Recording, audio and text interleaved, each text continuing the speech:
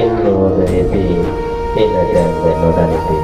අපි ආවා ආවේ කොහේ ඉඳලාද කියලා අපි දන්නේ නැහැ. අපි දන්නේ ආවා කියලා විතරයි.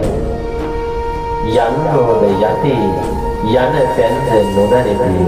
අපි යනවා සියල්ලක්ම හැරදාලා යන්නම වෙනවා.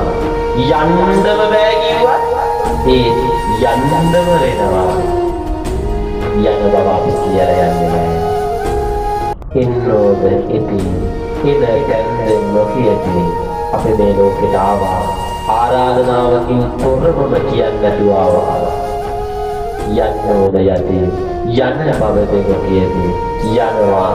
යනවා කියලා යන වෙලාව කියන්න අපිට බෑ.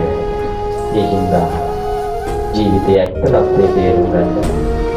ඉතින් මම අහන්නේ සක්වල පහය ගමනේ යන සියල්ලම හැරදාලා යන්න වෙනවා.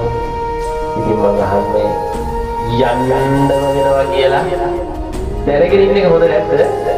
දැනගෙන දන්නේ නෑ වගේ ඉන්නවට වඩා දැන් අපි කරන්නේ මොකද්ද? දන්නවා යන්න වෙනවා කියලා අපි දන්නවා. දන්නවා වුණාට දන්නේ නෑ වගේ ඉන්නවා.